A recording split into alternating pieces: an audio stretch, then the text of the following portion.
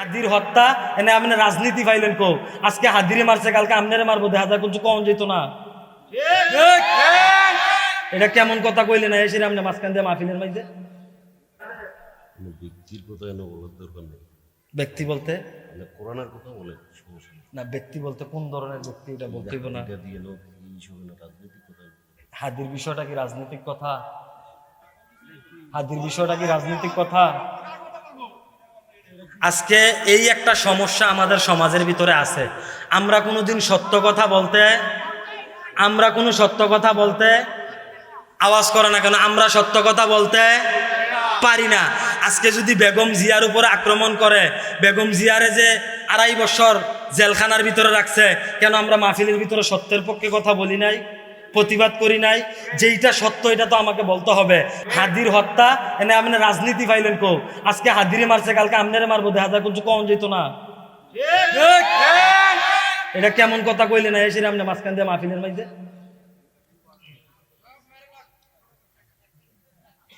বুঝা শূন্য কথাবার্তা কইলেন। এখন আগের সময় নাই, কথা বুঝছেন? এখন আগের সময় আর নাই। আর রাজনীতিক আলোচনা কোনটা এটা আগে আপনার বুঝতে হইব। এন আইয়া আমি ধানের শীষের দাড়ি ফাল্লার আর কোন দলের বুট চাইতাম আইছি না এর মধ্যে। আল্লাহ তাআলা বুঝার তৌফিক দান করুক। উনিও আমরা নিজের মানুষ, আমরা এলাকার মানুষ না। আমার বাড়ি রসুলপুর, আমি তো দেবিদ্দারের সন্তান হই। উনিও বিষয়টা বুঝতে পারছে না, এর লেগা কইছে। আল্লাহ বুঝার তৌফিক দান করুক। আরো জোরে বলি আমিন। কি কই আগে কথাটা বুঝছেন? কেউ যদি অন্যায় করে, আজকে যদি আমার ভাই সাহেবরে কেউ মারে বাররা রাস্তার মধ্যে, আমি কি প্রতিবাদ করতাম না? আমি কি সত্যের পক্ষে কথা কইতাম না? এটা আপনার রাজনীতি আলোচনা পাইবেন কো এনের মাঝে? আল্লাহ তাআলা বুঝার তৌফিক দান করুক।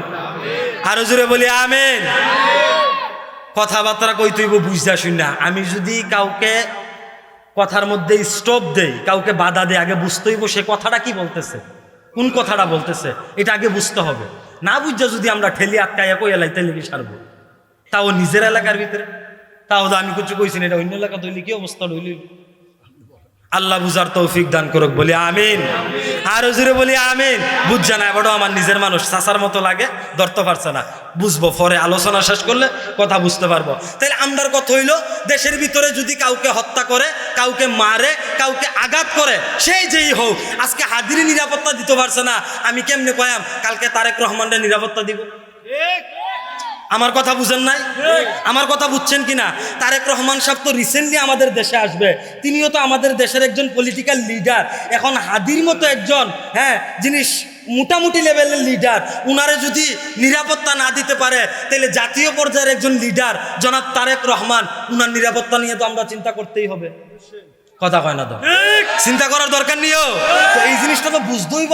আমি কোনটা কইতে আছি, না বুঝতে হইব কেমনে? আল্লাহ তৌফিক দোক, বলি আমিন। আরো জোরে বলি আমিন। আমি আপনাদের সামনে, সময় খুব কম, এদিক সেদিক যাওয়ার সুযোগ নাই। সূরা দুহার 4টা আয়াত তেলাওয়াত করছি। কয়টা? কথা কয় না, কয়টা? 4টা। এখন সূরা দুহা নাজিল কেন হইল, এইটা আসলে আমরা আগে একটু বুঝি।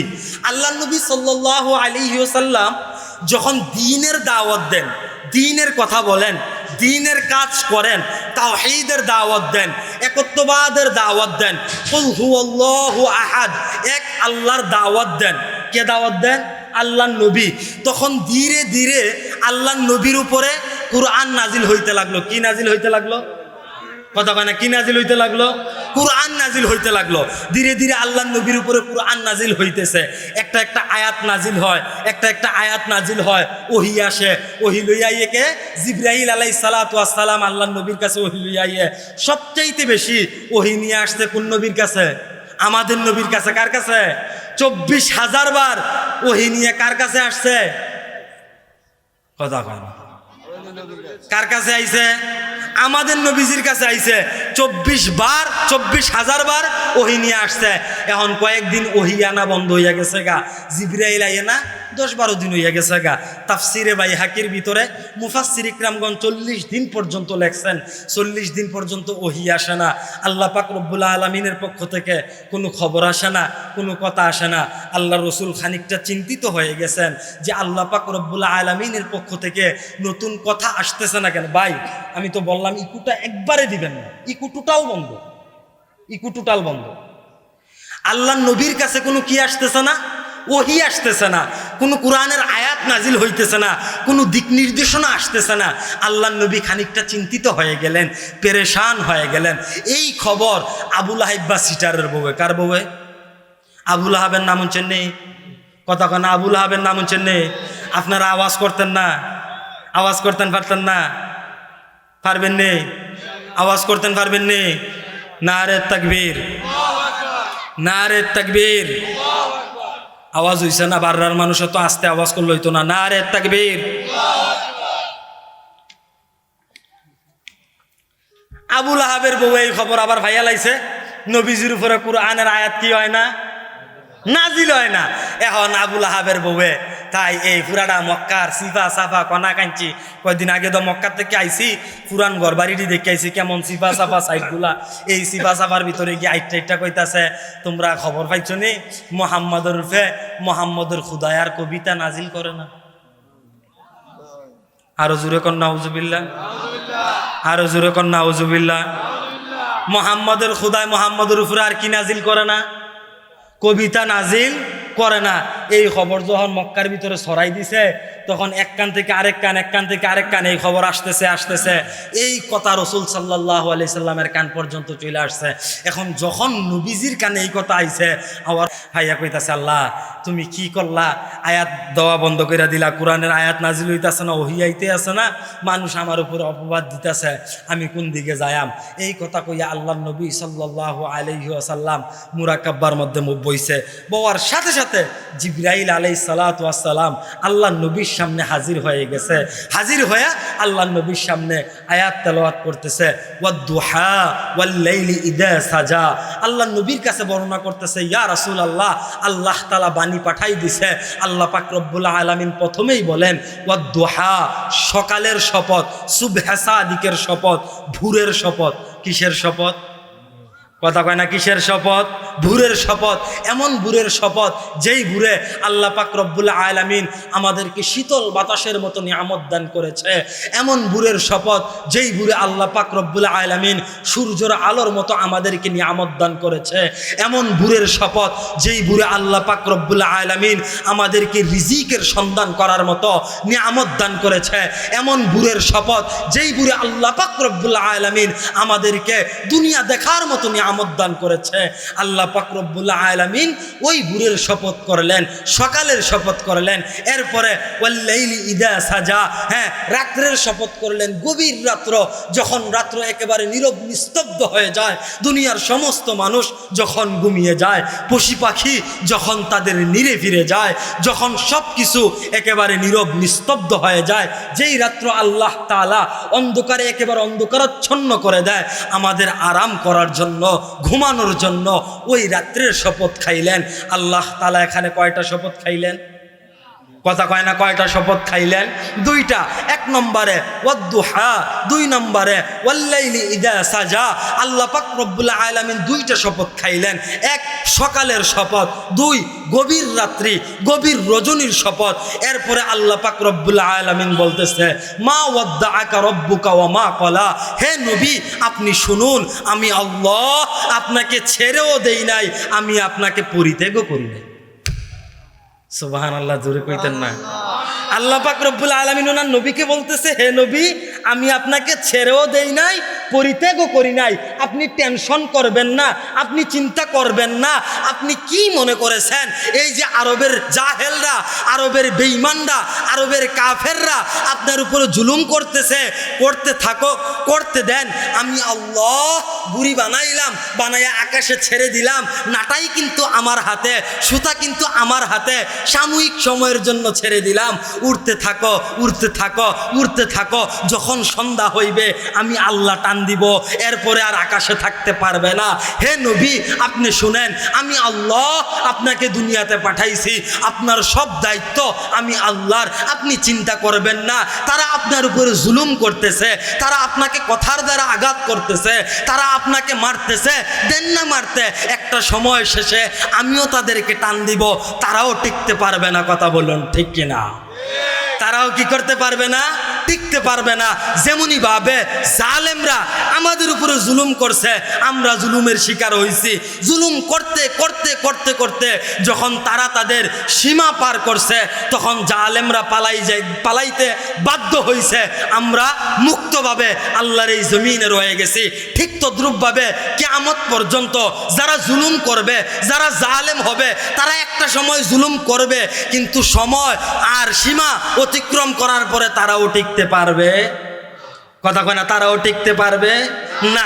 আমরা সমাজের ভিতরে কেউ যদি জুলুম করে সম্পদ বাড়ায়, কেউ যদি জুলুম করে সেটা সম্পদ আনে, কেউ যদি সুদ খাইয়া সম্পদ আনে, কেউ যদি ঘুষ খাইয়া সম্পদ আনে, তার সম্পত্তি হ্যাঁ। কথা কয় না, তার সম্পত্তি হ্যাঁ ঠিক হ্যাঁ না। ওই যে আমার উস্তাদে মোহতারাম, বাড়ি হচ্ছে মুন্সিগঞ্জ বিক্রমপুর, নাম শুনছেন তো? বিক্রমপুরের নাম শুনছেন না? মুন্সিগঞ্জ বিক্রমপুর। আমার একজন উস্তাদ ছিলেন মুফতি মাসুম বিল্লাহ বিক্রমপুরী। তো হুজুরের বাড়ি বিক্রমপুর। হুজুর কইতে আছে, হুজুরের এলাকার ভিতরে একজনে ফ্রান্সে গেছে। 2 বছর ফ্রান্সে থাকার পরে সে বাংলাদেশে আইসা পড়ছে। এখন ফ্রান্সে ইউরোপ কান্ট্রিতে আসলো, তেমন বাড়ি পূজা কাজ করছে না। এখন দেশ হইও তো বাড়ি পূজা কাজ করতে পারতো না, কিতা করবো? বউর লোকে পরামর্শ করছে। তো আমরা সমাজের মাঝে তো আবার বেডি আইতেছি, বুদ্ধি দিতে পারে বালা। কথা কয় না, ঠিক নিও? বেডিয়েতে আমরা সমাজের মাঝে কি বুদ্ধি দিতে পারে বালা? সিউন বুদ্ধি দিত পারে বালা। বউর লোকে রাত্রে চিন্তা ভাবনা করতে আসে কি তা করণ যায়। এই আইয়া যে পড়লাম, দেশে তো আর কোনো কাম টাম করতাম পারতাম না, বাড়ি পূজা কি করণ যায়। ব্যবসা করলেও রিক্স, মায়ের নিয়ে খাইয়ালাই, দোয়ান ফাট দিলেও তো ঝামেলা। বাহি নিতে নিতে 3 মাস পরে ডিব্বাড়ি থাকবো, লজেন্ডি থাকতো না। কথা কয় না, ঠিক নিও? বাংলাদেশের অবস্থা তো এমন, 3 মাস পরে ডিব্বাড়ি থাকবো আর লজেন্ডি থাকতো না, বাহি দিতে দিতে কিতা করণ যায়। তো এবিডি আবার সিউন কামলা, এবিডি বুদ্ধি দিছে। তো আর কিতা করবেন, যেহেতু বাড়ি পূজা কাম করতেন পারতেন না, আল্লাহ আমিন করবেন, ঘুরবেন আর টিয়াডি মানুষকে দিবেন। যারা বিপদ পরে তারা হাউলার টলার দিবেন, উপকার হইব, তারাও দোয়া করব। তবে বছরটা ঘুরন দিয়ে আইলে তার থেকে কিছু বাড়াইয়া লইবেন। নাউজুবিল্লাহ কইতেন না? আর হুজুরও কয় না তো নাউজুবিল্লাহ? আপনারা এগুলো এটা কি তা কয়? কথা কয় না, কি কয়? তো আমরা এগুলো তো এটা সুদই কয়। সুদ হালাল না হারাম? কথা কয় না, হালাল না হারাম? সুদ হারাম, এরপরে তো আমরা খাইতাছি। খালি যদি সুদ থাকতো তো মন্ডারে বুঝ দিলাম হইলে বর্তমান সময়ে তো সুদের খালাতো ভাই কিস্তি আসেনিও। সুদের খালাতো ভাই কিস্তি আসেনি? কিস্তি বাড়াই আমরা বাড়ি বাড়ি ঢুকিয়া গেছে গা, ঘরে ঘরে ঢুকিয়া গেছে গা। কিস্তি হালাল না হারাম? কথা কয় না, হালাল না হারাম? এইটার আওয়াজ আইতো না। না হওয়ার কারণ আছে তো আমরা প্রত্যেকের ঘরে তো কিস্তি আছে। কথা কয় না, ঠিক নিও? আমরা প্রত্যেকের ঘরে কি আছে? কিস্তি আছে। এর লেগে আওয়াজটা আইতো না। এইটাও হারাম। এই যে আমরা আল্লাহর কাছে কই, আল্লাহ তোমার কাছে এত দোয়া করি, আমরা দোয়া কবুল হয় না কেরে? দোয়া কবুল হইব কেমনে? আমরা দোয়ার ভিতরে তো হারাম ঢুকিয়া গেছে গা। কথা কয় না, ঠিক নেই? আমরা দুয়ার ভিতরে সুদ ঢুকিয়া গেছে গা, আমরা দুয়ার ভিতরে ঘুষ ঢুকিয়া গেছে গা, আমরা দুয়ার ভিতরে কিস্তি ঢুকিয়া গেছে গা। এর লেগে আমরা দোয়া কবুল হয় না। কথা কয় না, এর লেগে আমরা দোয়া কি হয় না? কবুল হয় না। সুদ মুক্ত দোয়া করতে হইব, ঘুষ মুক্ত দোয়া করতে হইব, কিস্তি মুক্ত দোয়া করতে হইব, তাইলে না দোয়া আল্লাহর কাছে কবুল হইতো। এছাড়া দোয়া করতাম ফারাম, মসজিদে গিয়া আউটা দিয়া ফইরা মাথা নিচের বাইল দিয়া সেরা দোয়া করতাম ফারাম, লাভ হইতো না। এই দোয়া কোনো মতো মসজিদের চাদরা পারবি আসমানও গিয়া ঘুরবো ঘুরবো ঘুরবো ঘুরবো ঘুরবো, আসমানের দরজা দর খুলতো না। দোয়া ফুটবো কেমনে? কারণ এই দোয়ার ভিতরে সুদ আছে। তো দোয়া আর কতক্ষণ ঘুরতে পারবো? ক্লান্ত হয়ে যাবো গা, কতক্ষণ গুইরা গুইরা গুইরা গুইরা ঘুমতি নদীর মাঝে গিয়া ফিরা যাবো গা। কারণ কি? এই দুয়ার ভিতরে কি আছে? কথা কয় না, এই দুয়ার ভিতরে কি আছে? ঘুষ আছে। আল্লাহ নবী সাল্লাল্লাহু আলাইহি ওয়াসাল্লাম হাদিস শরীফে ইরশাদ করেন, দোয়া কবুল হওয়ার কয়েকটা শর্ত আছে। তার ভিতরে উত্তম শর্ত হইল পেটের ভিতরে হালাল খাবার থাকতে হইব, শরীরের ভিতরে হালাল পোশাক থাকতে হইব। যদি এডি না থাকে আমরা দোয়া নট। আমরা দোয়া কি? কথা কয় না, আমরা দোয়া কি? নট। এই জন্য দোয়া কবুল হওয়ার লাগা প্রথম শর্ত হইল কি খাইতে হইব? কথা কয় না তো, কি খাইতে হইব? হালাল খাইতে হইব। হালাল না খাইলে দোয়া কবুল হবে না। তাহলে যেই কথাটা বলতেছিলাম, আল্লাহ পাক রব্বুল আলামিন দুইটা জিনিসের উপর শপথ করে উনার নবীকে বলতেছে, হে নবী, আমি আপনাকে ছেড়ে দেই নাই, পরিত্যাগও করি নাই, আপনি টেনশন করবেন না। ইন্না ফাতাহনা লাকা ফাতাহাম মুবিনা। আমি আল্লাহ পাক রব্বুল আলামিন যখন আপনাকে বিজয় দান করব, শীঘ্রই তো আমি আল্লাহ আপনাকে বিজয় দান করব। যখন বিজয় দান করব তখন আপনাকে কেউ ঠেকাইতে পারবে না, কেউ আটকাই রাখতে পারবে না। আল্লাহ পাক রব্বুল আলামিনের কথা আল্লাহ পাক রব্বুল আলামিন রাখছেন। আল্লাহ পাক রব্বুল আলামিন রাসূল সাল্লাল্লাহু আলাইহি সাল্লামের আওতাধীন মক্কা বিজয় করে দিছে। কি বিজয় করে দিছে? কথা কয় না, কি বিজয় করে দিছে? মক্কা বিজয় করে দিছে। এখন রাসূল সাল্লাল্লাহু আলাইহি সাল্লাম মক্কা বিজয় করার পরে মক্কার অঞ্চল শাসন করছেন কে? আল্লাহ নবী সাল্লাল্লাহু আলাইহি সাল্লাম শাসন করছে। আল্লাহ নবী সাল্লাল্লাহু আলাইহি সাল্লাম যখন চলে গেলেন তখন শাসন করছে কে? হযরত আবু বকর সিদ্দিক রাদিয়াল্লাহু তাআলা আনহু, তিনি খেলাফতের দায়িত্ব নিছেন। আবু বকর 2 বছর 3 মাস শাসন করার পরে তিনি ইন্তেকাল করছে। তারপরে আসছে কে? হযরত ওমর রাদিয়াল্লাহু তাআলা। নাম জানেন না ওমরের?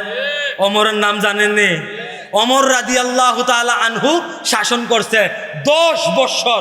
এরপরে হযরত ওসমান, এরপরে হযরত আলী, একের পর এক দেশ চালাইছে, রাষ্ট্র চালাইছে, রাষ্ট্র পরিচালনা করছে।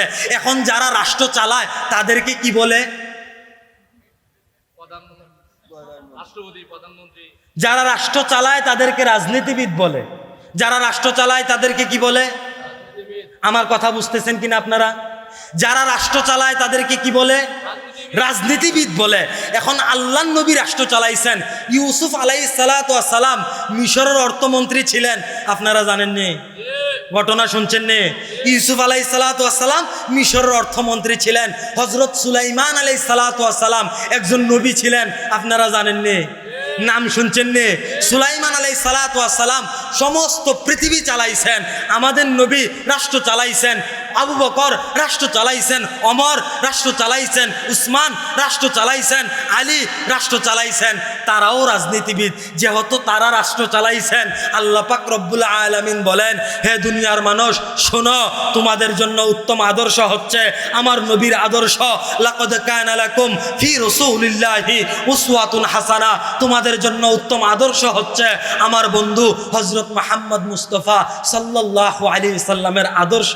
উনার আদর্শই তোমাদের জন্য শ্রেষ্ঠ আদর্শ। উনার আদর্শই তোমাদের মুক্তির পথ। উনার আদর্শই তোমাদের জন্য উত্তম আদর্শ। তোমরা উনার আদর্শকে আঁকড়ায় ধরো, তাহলে তোমরা সফলকাম হইবা।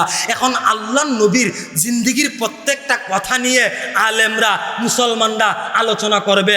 কারণ আল উলামা ওয়ারাসাতুল আম্বিয়া। উলামা একরাম হচ্ছে নবীগণের ওয়ারিস। উলামা একরাম নবীগণের কি? ওয়ারিস। আলেমরা নবীর প্রত্যেকটা বিষয় নিয়ে আলোচনা করবে। আল্লাহ নবী যেভাবে খাবার খাইতেন ওইটা নিয়ে কথা বলবে। আল্লাহ নবী কিভাবে ঘুমাইতেন ওইটা নিয়ে কথা বলবে।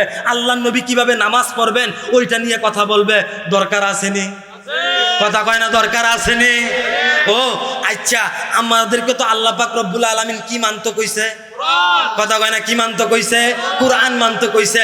কুরআন দিয়ে আঁকড়ায় ধরতে কইছে। এখন কুরআনের ভিতরে নামাজ পড়ার কথা আছে।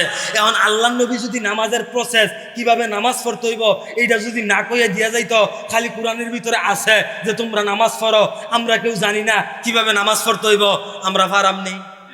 কথা কয় না ফারাম নেই? ভাইয়ের নাম কি? এই তো আমাদের এই যে বিশেষ অতিথি শাহজাহান চাচা এনের মধ্যে আছে। এখন মনে করেন যে শাহজাহান শাহ আমারে কইছে, মাসুম তুই যা দেবিদ্দার যা গিয়া সেরা মনে করছে দেবিদ্দার ডায়নার ভিতরে গিয়া সেরা কটা রুটি খাইয়া। এখন আমি যদি ডায়না না চিনি, সারাদিন দেবিদ্দার ঘুরতাম পারাম, ডায়নার ভিতরে ঢুকতাম পারাম নি? কথা কনা ডায়নার ভিতরে ঢুকতাম পারাম নি? এখন আমি শাহজাহান শাহ কওয়ার পরে যেহেতু আমি ডায়না সম্পর্কে অজ্ঞ, ডায়না চিনি না, ডায়না বুঝি না, চাচারে বালা করে জিগাইতে হইব, চাচা ডায়না কিতা, ডায়না কিরিমা ভাঙ্গে চুরা চাচারে জিগাইতে হইব। চাচাই কইব মাসুম ডায়না এই বিল্ডিং বিল্ডিং দিয়া সেরে ইটমিট দিয়া একটা ঘরের মতো আছে, এটার উপরে লেখা আছে ডায়না হোটেল বা যেটা একটা লেখা আছে, এটার ভিতরে রুটি বানায়। আমার কথা কইলে রুটি খাওয়াই দিব। তাইলে উনি আমারে ভাঙ্গা বুঝাই দিলে এরপরে আমার লেগে ঢুকতে কি? কথা কনা ঢুকতে কি?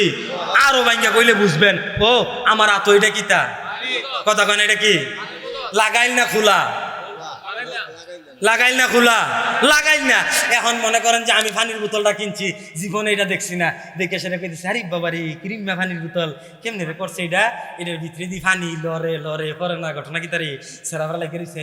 এখন আমার পানির ত্রেস ধরছে, আমি চিন্তা করতে আছি পানি কেমনে খায়াম। আমি তো এই বোতল আর জীবনে দেখছি না, প্রথম দেখছি, কেমনে খোলন লাগে এইটাও জানি না। এখন আমি আহল করে কিতা করলাম, সুন্দর করে বোতলের নিচ দিক দিয়া মনে করেন যে একটা সারু চাকু আইনে সেটা কাটা শুরু করছি। আপনার বিবেকের কাছে কিতা কয়, পানিটা খাওন যাব? পানি থাকবো? কতক্ষণে পানি থাকবো? আওয়াজ করে না তো মানুষটি, পানি থাকবো? এই আওয়াজ করলে দেবিদ্যার পর্যন্ত যাওয়ান লাগে, আওয়াজটা যাইব গা, পানি থাকবো? কতক্ষণে পানি খাওয়ান যাইব? পানি খাওয়ান যেত না, পানি থাকতো না। তাহলে আমারে কি করতে হইব? সুন্দর করে মনে করেন যে এই বোতলটা কিভাবে খুলে, কি এটার খোলার একটা প্রসেস আছে, এটার আমার কি করতে হইব? কতক্ষণে কি করতে হইব? আমি জানি এটার ভিতরে পানি আছে, পানি খাইলে তৃষ্ণা মিটবো, এখন কেমনে খুলতে হইব এইটারও আমারে কি করতে হইব? ঘটনা তো আরেকটা মনে ফিরে গেছে, কই লিতাম নাকি? আর আইনা নাই হগলবেলা কইয়া দেয়, 3 বছর আগে একবার আইসলাম বাররা, আর কবে আইনা নাই কইতাম পারি না। কি মাইক আনলেন আপনারা বুঝলাম না। কি আগুন ধরে গেছে কেন? কি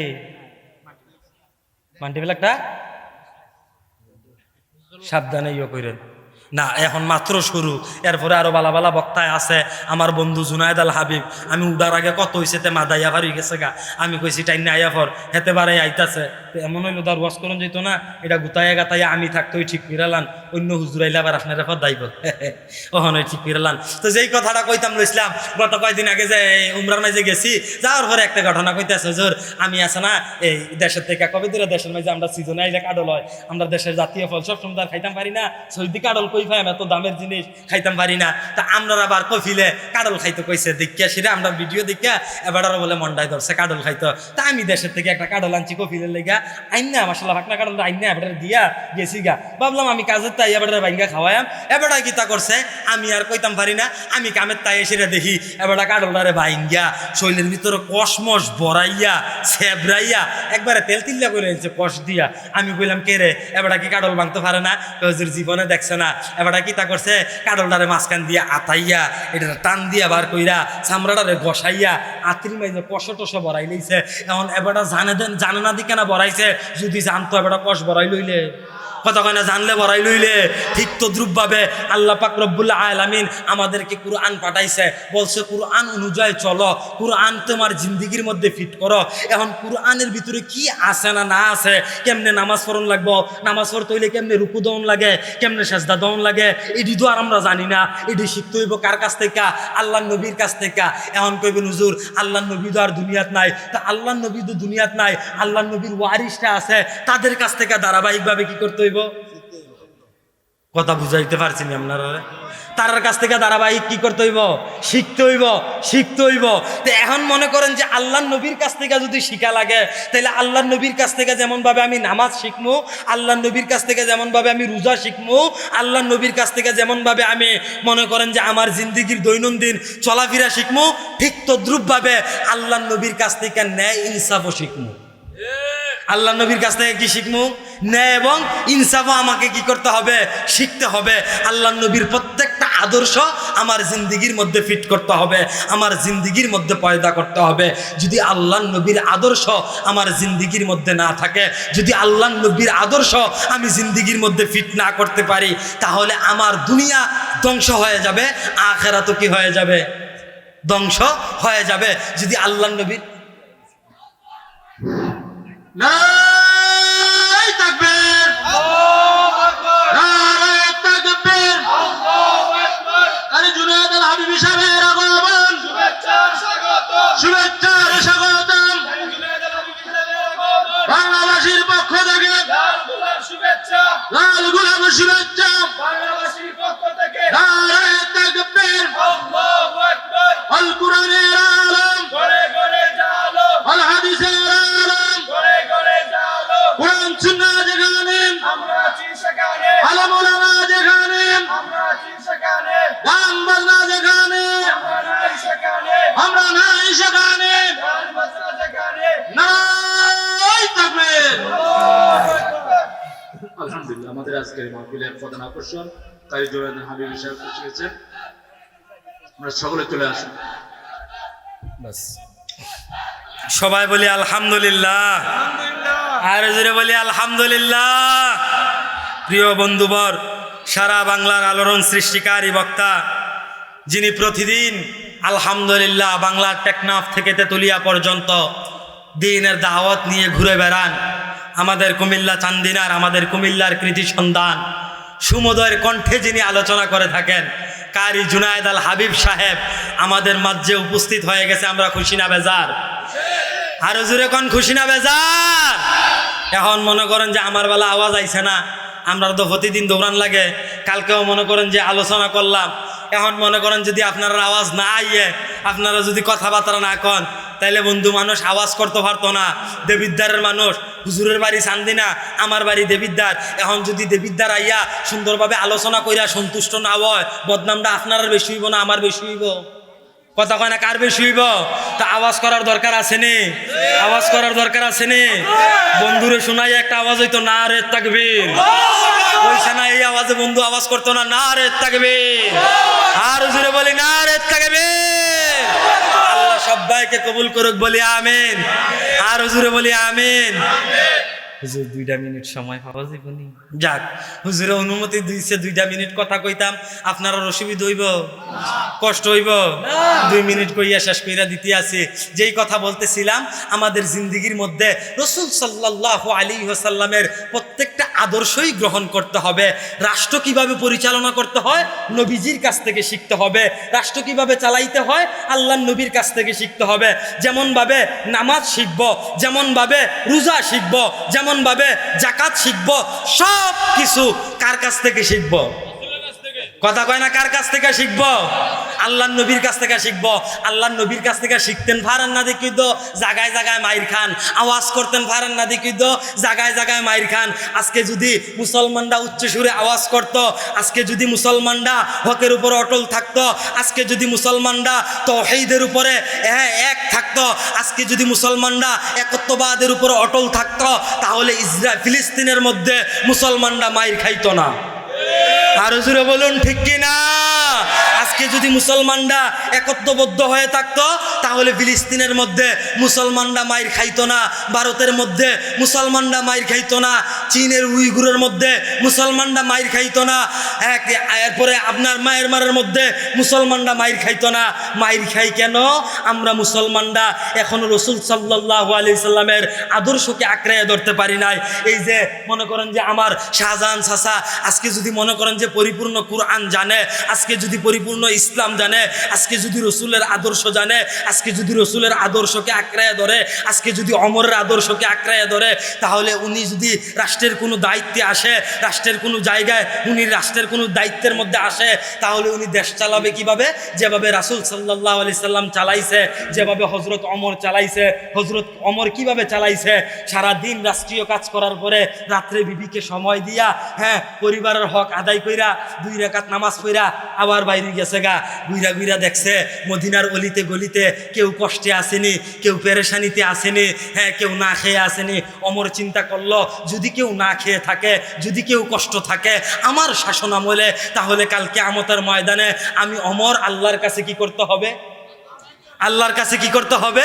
জবাবদিহিতা করতে হবে, আল্লাহর সামনে জবাবদিহিতা করতে হবে। ওমর এই চিন্তা করে তিনি রাত্রেবেলা কি করতেন? ঘুরতেন। আজকে যদি মনে করেন যে শাহজাহান চাচা উনি এই চিন্তা করে, ওমরের এই আদর্শ উনি লালন করে, তাইলে উনিও রাষ্ট্রের কোনো দায়িত্বে আসার পরে উনি চিন্তা করবে যে না, আমার নবী যেভাবে রাষ্ট্র চালাইছে, সাহাবা ইকরাম যেভাবে রাষ্ট্র চালাইছে, আমরা ওইভাবে রাষ্ট্র চালাবো। আমাদেরকে আখিরাতের ফিকির করতে হবে, মানুষের হক আদায় করতে হবে। এই চিন্তা কখন থাকবে? যখন আল্লাহর রসুলের আদর্শ অন্তরে থাকবে। কথা বলুন ঠিক কিনা? যখন আল্লাহর নবীর আদর্শ অন্তরে থাকবে, তখন এই চিন্তা থাকবে। আজকে বাংলাদেশের ভিতরে কিছু তরুণ আছে, আমি তো কিছুক্ষণ আগে বললাম, কিন্তু আমার ভাই তো না বুঝে এই কথাটা বলছে। কিছু তরুণ ছেলে আমাদের দরকার, আগামীতে আরো বেশি দরকার। উসমান হাদির মতো ছেলে আমাদের দেশে আরো দরকার, যারা দেশের কল্যাণে কথা বলবে, যারা রাষ্ট্রের কল্যাণে কথা বলবে, যারা উম্মাকে নিয়ে কথা বলবে, যারা বিন্দেশীদের সামনে মাথা বিক্রি করবে না, যারা মাথা আনত করবে না, যারা মাথা বিক্রি করবে না, এমন তরুণ ছেলে, এমন জেনজি যুবক আমাদের আরো দরকার আছে। আরো জোরে বলুন, আছে না নাই? এমন নেতা আমাদের আরো দরকার আছে। এজন্যে আমরাই প্রস্তুত থাকতে হবে। আগামীতে যারাই আসবে তাদের নেতৃত্বে ইনশাআল্লাহ আমরা তাওহীদবাদী তরুণ সমাজ গঠন করব। আমরা জেনজি সমাজকে এমনভাবে গঠন করব যারা বিন্দেশীদের চক্ষু বাংলার জমিনে বরদাস্ত করবে না। আরো জোরে বলুন ঠিক কিনা? আমাদের প্রত্যেকের দিলের ভিতরে দেশপ্রেম থাকতে হবে, দেশের ভালোবাসা, দেশের মহাব্বত থাকতে হবে। যারা দেশকে ভালোবাসে, যারা দেশকে মহাব্বত করে, আমরাও তাদেরকে মহাব্বত করি। আরো জোরে বলুন ঠিক কিনা? যারা দেশকে ভালোবাসবে, দেশকে মহাব্বত করবে, আমরাও তাদেরকে মহাব্বত করি। আমাদেরকে সত্য কথা বলতেই হবে, সত্য বলতেই হবে। যখন আপনি সত্য বলবেন না, সৎ কাজের আদেশ করবেন না, অসৎ কাজের নিষেধ করবেন না, তখন দেখবেন অসত্য আস্তে আস্তে পুরা সমাজ গ্রাস করে ফেলবে। অসৎ কাজ সমাজের মধ্যে বাড়তেই থাকবে। আর যখন আপনি সত্যের প্রতিবাদ করবেন, যখন আপনি অসত্যের বিরুদ্ধে রুখে দাঁড়াবেন, তখন দেখবেন আস্তে আস্তে সমাজ থেকে অন্ধকার দূর হয়ে যাবে, সমাজের ভিতরে আলো ফুটে উঠবে। সমাজের ভিতরে কি ফুটে উঠবে? আলো ফুটে উঠবে। আল্লাহ পাক রব্বুল আলামিন বুঝার তৌফিক দান করুক।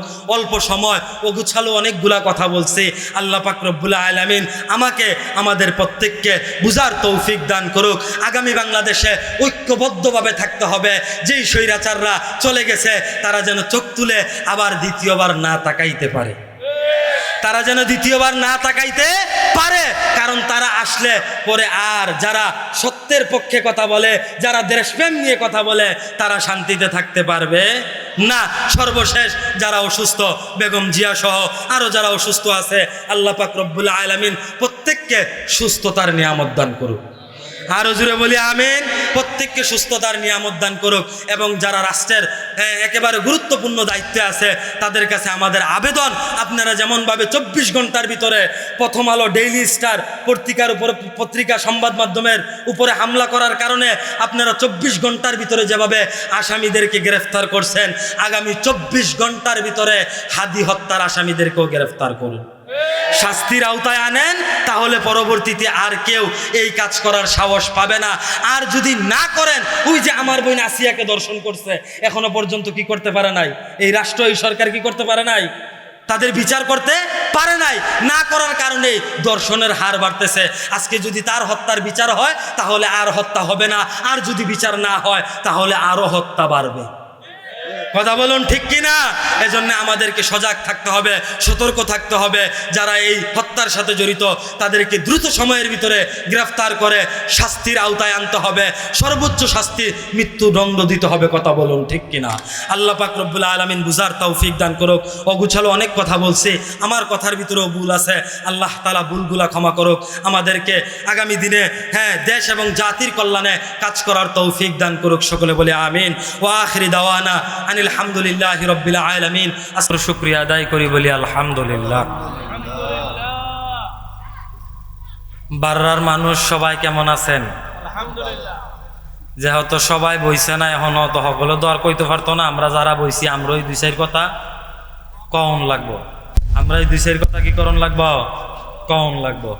বালিশ একটার কথা কইছিলাম, ও ভাইসা, এটা বালিশের কথা কইছিলাম। আনন্দ জীবনী বালিশ একটা আনেন না, তো দিলে লইয়ান গিয়ে। হ্যাঁ, আনতে আছে। আচ্ছা যাক, আনতে আছে। বালিশ যেহেতু আনতে আছে, আমি তো লাইন ফিরে বই। হ্যাঁ, কয়তো দিলে?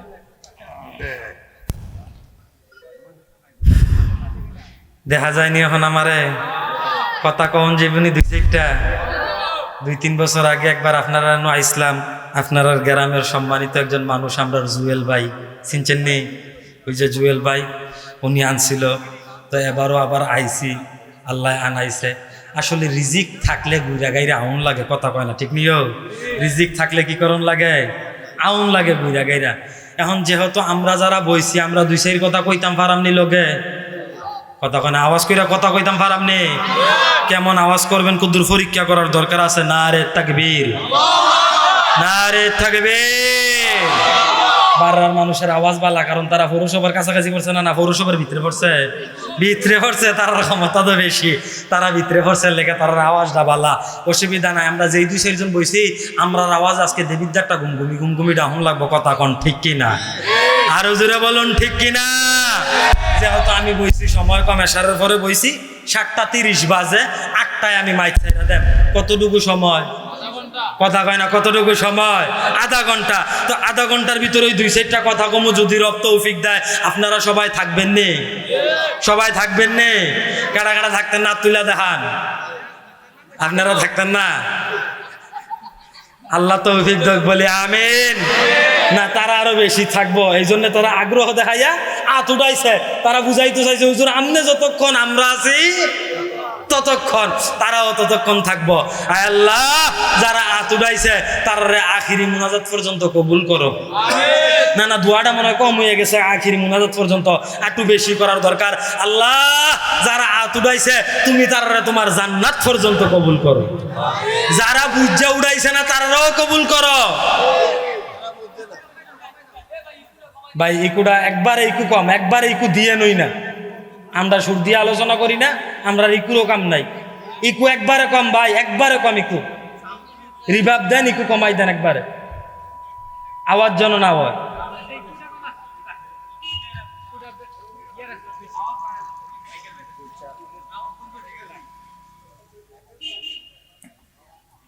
আল্লাহ পাক রব্বুল আলামিন আজকে আমাদেরকে বসার তৌফিক দিছে। এই মাহফিলের মধ্যে খুশি না বেজার? কথা কয় না, খুশি না বেজার? খুশি। কিন্তু আমরা তো সবসময় খুশি থাকতাম পারি না। ও মাহফিল তো আমরা প্রতিদিন হয়, আমি তো সব জায়গাতে এই কথাটা কম লাগে, আমার উপরে দায়িত্ব হয়ে গেছে গা। মাহফিল তো প্রতিদিন হয়, ডেলি বাংলাদেশের ভিতরে মাহফিল হইতে আছে। প্রতিদিন শত শত মাহফিল হয়নি বাংলাদেশের মাঝে? কথা কয় নয়নিও? প্রতিদিন শত শত বাংলাদেশের ভিতরে মাহফিল হয়। আমরা যুবক ফুলাফান্ডিরে যদি আমরা মাহফিলের দায়িত্ব দেই, রে তোরা মাহফিলটা সুন্দর করে কত সাজাই দিস, ইতান্ডি তয় তো দিলে মাহফিলটা সাজাইব। মাহফিলের 15-20 দিন আগে ভাই, ভাই আপনারা যদি এনো কথা কোন আর মাইকের যদি এই অবস্থা ওয়াজ করেন কেমনে? সময় আছে আধা ঘন্টা হয়েছে, জানকা আমরা জানকা সারব, কু আওয়াজ না হইলেই সারে বাস। তো যেই কথাটা কইতাম লইছিলাম, আমরা ফুলাফান্ডি রে যদি আমরা মাহফিলের দায়িত্ব দেই, ইতান্ডি কি করে মাহফিলের 20-25 দিন আগে সুন্দর করে মনে করেন যে কালেকশন যা করণ লাগে করে, বাসটা সাইনা প্যান্ডেল সাজাইয়া মাহফিলটারে সুন্দর করে সাজায়। মাহফিলের দিন বক্তা যদি কাছাকাছি আইয়া পড়ে, ইতান্ডি 4-5টা মোটরসাইকেল লইয়া যায় বক্তারা রিসিভ করতো। মোটরসাইকেল লইয়া সেরে ইতান্ডি পুপু পুপু পুপু পুপু আওয়াজ দিয়া, নারে তাকবির দিয়া, আমার এবারে এখন তাকবির দিয়া লইয়া পড়ছে না, এইভাবে নারে তাকবির দিয়া একবারে স্টেজ পর্যন্ত আনে, আইনা হুজুরে বয়াই দিয়া খুদর মনে মাহফিলটা সফল হয়। ইতান্ডি সাইড হয়ে যে গায়, পরের দিন আর ফজরের নামাজ পড়ে। কথা কয় না ঠিক নিও? একসাথে জুড়ে কয় না ঠিক নিও? পরের দিন আর ফজরের নামাজের মাঝে ইতান্ডির বিচাইরা পাওয়া যায় না, নামাজ শেষ। কিয়ামত পর্যন্ত মাহফিল করব, সমস্ত মাহফিলের সোয়াব মিজানের একটা পাল্লার ভিতরে। ফজরের 2 রাকাত ফজর নামাজের সোয়াব এক পাল্লার মাঝে কোনটা বেশি বাড়ি হইব? কথা কয় না, কোনটা বেশি বাড়ি হইব? ফজরের নামাজটা বেশি বাড়ি দিব গা। কিন্তু আমরা তারা এইটার মাঝে না, এইটার মধ্যে আছে, এইটা যেমন দরকার সেইটাও তেমন দরকার। কথা কন ঠিক কিনা? আরো জুড়ে বলুন ঠিক কিনা? এইটাও তেমন দরকার আছে। কেন? আল্লাহ পাক রব্বুল আলামিন কুরআনে কারিমের ভিতরে বলেন, কদ আফলাহাল মুমিনুন, প্রকৃত মুমিন তারা। জিজ্ঞেস করলাম আল্লাহ কারা? আল্লাহ পাক রব্বুল আলামিন বলেন, আল্লাযীনা হুম ফি সলাতিহিম খাশিউন, যারা নামাজের মধ্যে বিনয়ী। কিসের মধ্যে বিনয়ী? নামাজের মধ্যে। কথা কয় না, কিসের মধ্যে বিনয়ী? যারা নামাজের মধ্যে বিনয়ী, অর্থাৎ ভালোভাবে নামাজ পড়ে, সুন্দরভাবে নামাজ পড়ে। কিন্তু আফসোসের বিষয়, দুঃখ পরিতাপের বিষয়, আমরা ভালোভাবে আজকে নামাজ পড়তে পারি? কথা কয় না, ভালোভাবে নামাজ পড়তে পারি না, ভালোভাবে নামাজ পড়ি না। বরঞ্চ সমাজের ভিতরে যারা ভালো কাজ করে, যারা নামাজ পড়ে, তারারেও আমরা শান্তিতে থাকতাম দেই। কথা ঠিক নেই? কথা কয় না, কথা ঠিক নেই? যারা এই সমাজের ভিতরে ভালো কাজ করে, যারা এই সমাজের ভিতরে ভালোর দিকে আহ্বান করে, যারা মানুষকে কল্যাণের দিকে আহ্বান করে, যারা উম্মাহ নিয়ে চিন্তা করে, যারা রাষ্ট্র নিয়ে চিন্তা করে, আফসোসের বিষয়, দুঃখ পরিতাপের বিষয় হচ্ছে আমরা এমন জাতি, আমরা তাদেরকে শান্তিতে থাকতে দেই না। কথা বলুন ঠিক কিনা? আরো জোরে আওয়াজ করে বলুন ঠিক কিনা? আমরা তাদেরকে শান্তিতে থাকতে দেই না, আমরা আরামে থাকতে দেই না। বাংলাদেশের বর্তমান ইতিহাস, বর্তমান পরিস্থিতি আমরা জানিনি ভাই। এটা কোনো কথা হইল? বাংলাদেশের বর্তমান পরিস্থিতি, বর্তমান অবস্থা আমরা সবাই জানিনি। আওয়াজ করেন, আমরা সবাই জানিনি। এই যে গত শুক্রবারের আগের শুক্রবারে শরীফ ওসমান হাদি তার মাথার মধ্যে কি করছে আপনারা সবাই শুনছেন নি? একটু আওয়াজ করে আমার লগে কথা কন। তার মাথার মধ্যে কি করছে? গুলি করছে। আজকে যদি আমি আওয়াজ না করতে পারি, গতকালকে সিরিয়াল গেছে তার, এর পরের দিন আইব আমার। আরো জোরে বলুন ঠিক কিনা, আরো জোরে আওয়াজ করে বলুন ঠিক কিনা। এই জন্য আমাদেরকে সজাগ থাকতে হবে। আর ঘুমিয়ে থাকার সুযোগ নাই, আর ঘুমানো যাবে না। ঘুমের দিন শেষ। স্বাধীনতার পর থেকে 54 বছর আমরা ঘুমাইছি, এখন আর ঘুমাইলে চলবে না। আমরা দাসত্ব থেকে আমাদেরকে মুক্ত হতে হবে। কথা বলুন ঠিক কিনা। আমাদেরকে দাসত্ব থেকে মুক্ত হতে হবে, আমাদেরকে সজাগ থাকতে হবে। আমরা মুসলমান, আমরা পড়েছি লা ইলাহা ইল্লাল্লাহ মুহাম্মাদুর রাসূলুল্লাহ। আমরা মুহাম্মদ সাল্লাল্লাহু আলাইহি সাল্লামের উম্মত। আমাদেরকে হযরতে আবু বকরের ইতিহাস ভালোভাবে জানতে হবে, আমাদেরকে হযরতে ওমরের ইতিহাস ভালোভাবে পড়তে হবে, আমাদেরকে হযরতে ওমরের ইতিহাস বুকে লালন করতে হবে, আমাদেরকে হযরতে উসমানের ইতিহাস বাস্তবায়ন করতে হবে, আমাদেরকে খালিদ বিন ওয়ালিদের মতো এই জমিনের মধ্যে লড়তে হবে। তাহলেই আমরা দাসত্ব থেকে মুক্ত হব। কথা বলুন ঠিক কিনা। এর আগে দাসত্ব থেকে মুক্তি হওয়ার কোনো সুযোগ, কথা কয় না, সুযোগ নাই। তাহলে যেই কথাটা বলতেছিলাম, উসমান হাদি ভাই, উনার মাথার মধ্যে গুলি করছে, গত শুক্রবারে মারা গেছে, শনিবারের জানাজা রইছে, জানাজার ভিতরে 2-4 জন মানুষ আসলো। কথা কয় না, 2-4 জন আসলো, 10-12 জন, 15-20 জন, 2-300, 2-3 হাজার না, 2-3 হাজারও না, বরঞ্চ 4-5 লাখ মানুষ হয়েছে। কথা কোন ঠিক কিনা। কেন হইল? কারণ একটাই, বাংলাদেশের জনগণকে নিয়ে কথা বলছে, এই রাষ্ট্রকে নিয়ে কথা বলছে, কোনো বিদেশি শক্তির সামনে মাথা নত করে নাই। কথা বলুন ঠিক কিনা। যার কারণে দেশের মানুষ ভালোবাসা দিয়া বড়াই দিছে, দেশের মানুষ সুন্দরভাবে গ্রহণ করছে। কিন্তু দুঃখের জায়গা হইল, আজকে তার উপরে গুলি করছে প্রায় 1 সপ্তাহের উপরে, 10 দিন 12 দিন হয়ে গেছে। আমাদের অন্তর্বর্তীকালীন সরকার আসামিদেরকে এখনো গ্রেফতার করতে পারে নাই। কথা কয় না ঠিক নেই। আজকে আমরা বিগত দিনগুলাতে দেখছি, আমরা বিগত দিনগুলাতে দেখছি, সাবেক সরকার থাকতে, শেখ হাসিনা থাকতে, যখন উনার বাবাকে কেউ গালি দিছে, যুদ্ধ অপরাধী ছিল, বিদেশ থেকে টান দিয়ে ধইরা আইনা দেশের ভিতরে বিচার করছে।